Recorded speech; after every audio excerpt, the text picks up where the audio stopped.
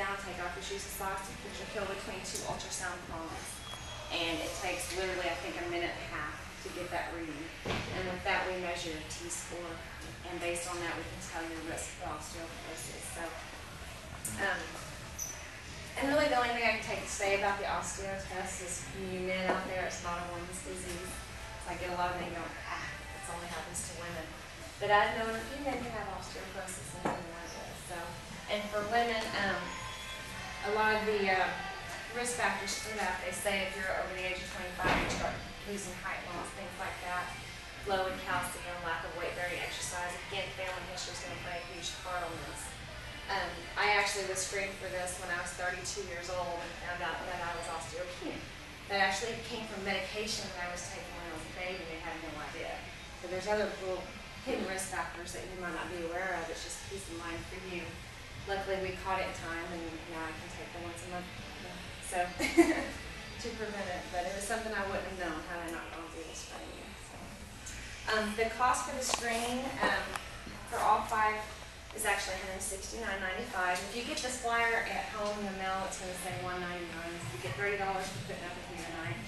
Discount. So, and I know this location, the ones that I handed you out, it says Buckingham Road, Church of Christ, August 12th. That's in Garland. We actually have one in Addison, August 28th, and it's going to be at the conference center. And it's an all-day event. We start at 9 a.m. It is by appointment, so there's 2 ways that you can make an appointment if you're interested. I actually have a sign-up sheet with me. If you want to give me your name and number, then somebody will call you and just talk to you a little bit more about it, tell you how to get prepared for the screening. Mainly the big preparation is you have to fast for 4 hours for the AAA screening. 4 hours. And that you have to fast for. And so, and then they'll set up your appointment time with you. Otherwise, you can call in to the number that's on here and set up an appointment with me. Or if you know somebody else you think might need to go through the screening, you can give them the flyer, give them the number. And we're actually all over the state of Texas, so we can screen anybody anywhere. So anybody have any questions? What are the different types of screenings they do? And then I just had a friend that went through basic screening, then a Doppler test, and a Doppler. It's an ultrasound Doppler. It's basically the same. Are they all? Well, there's the ultrasound color Doppler is what we use. So it's the one they're using now with the mom and baby, where you can see the different images of the baby in 3D, and it's in color. So that's what ours, the equipment that we use. So, and then there's like the old ultrasounds. Is that what they went through, or? What's the other one, the state of the art that they talked about? CT angiogram? CT angiogram. That's a good deal. Yeah, that's a good one. But of course that's something that, and if I can back up a little bit too, CT's insurance will cover if there's a need, the doctor refers. Actually, more than I was referring people for CTs and MRI, so I'm more familiar with those. These screenings, your insurance typically will not cover, so they're not recognizing the importance of them yet. I'm hearing rumors that Medicare is starting to cover AAAs, and so I think they're starting to look into it a little bit. But so if you find something wrong, then you're liable to get a CT. Yeah, what's going to happen, and I can tell you from experience, working with the diagnostic imaging companies, normally what will happen is if you go to a cardiologist, he'll listen to your neck with the stethoscope. Based on that, if he hears a brewery, or if he doesn't hear what he's looking for, he'll then send you for an MRI or a CT.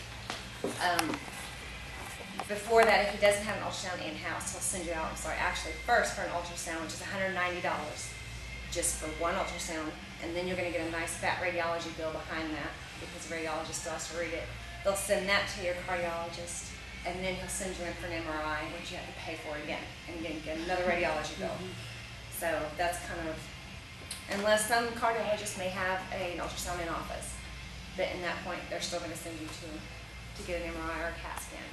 The other thing with those, as you can see in this little corner right here, and this is what sets us apart from all the other screening companies that are out there, is that we will provide you in 4 days your results and your images. So if we find something, we think you have a 70% blockage in the right carotid artery, we're going to back it up with the image that we just took. So normally you take that to your doctor, and then you'll probably go straight in for a cardiac MRI or a CT. What's the difference between those two?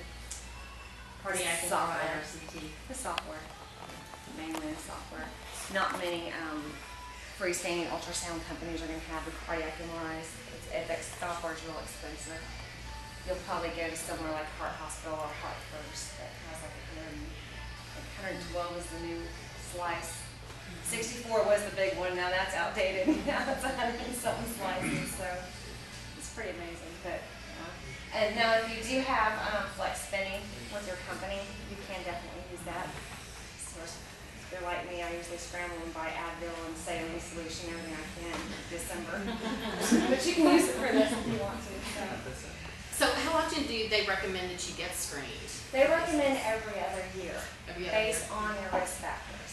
So if you came back, I mean, just like I'm going to use my father for an example. My grandfather actually, not the one with the AAA, my dad's side, and he had a heart attack at age 62. And my dad went in the first year, he was fine. He went in again yearly the next year, and he had a mild blockage. It wasn't anything severe, but from 12 months, from clear to mild, you know, with that thing, I make him go every year. So it just depends on your family history. If you have a huge family history of it, you want to go every year maybe. But every other year is good. What are preventive things to do to? Mainly just Don't changing eat your this. diet. Don't eat anything you eat that outside. Stay away from the saturated fats. The salad restaurant tonight. Hey, the skins are out. We said the same thing last time you were here. I Yeah. laughed about it the same way. Yeah, because I think somebody was eating a greasy cheeseburger. And I said, "What is that?" There you go. There you go. Thank you. I mean, mainly Unless nobody's eating anything. Thanks for looking out, yeah. Thank you very much. it's the same as you always hear, diet and exercise, but saturated fats are really bad. I mean, my husband had, his cholesterol was at 299. That guy didn't go through the roof when he brought this home, but, you know, so he lived on oatmeal and Cheerios and turkey meat. And so we finally got it down to 213, which I'm still not happy with. At least it's gone down. Wasn't your husband the one that loved the taco place? Taco something, and that was the hardest habit for him to break. That's him. I remember eating here. Oh, yeah. Yeah, he hasn't been in a long time. Because I went from the ATM card to cash, so. Anyways, this is your So, yeah, he's like a little baby. Yeah. But we got it down. His blood pressure went down a little bit, so he's just on cholesterol medication now, but now he has sleep apnea. So, yeah. So now we're dealing with that. So, we did a screen, we would have results and images, we can take to our doctor, good or bad, that Yeah, good or tell you bad. what your readings Good or bad? and images, and you keep those on file on the weekend. And they're not reported to the medical insurance bureau or anything like that, so Mm-hmm. it's really bad. No, life but the insurance good thing- first, then go.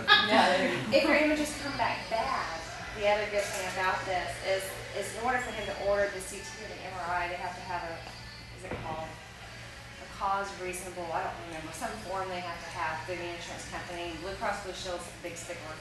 But it's reason and necessary, reasonable and necessary is what it's called, I think. Something like that. But if you took this image back with a concern and your doctor had a concern, then you could pass it on and get it justified for your insurance. But yes, they have to go through this. Otherwise, they'll probably, like I said, have to back up, do an ultrasound, and then take you to get the MRI done. So it's 2 different appointments, and who knows where. Has one in the office, great. Most of them don't. They're not going to spend the money on it. And even if they do, they still have to send it to a radiologist to get read. They'll tell them the money back. So yeah, either way, it's kind of, but yeah, if you walk in there with these, and the other good thing is that we will give you a username and password. You can log on to our website and view them online as well.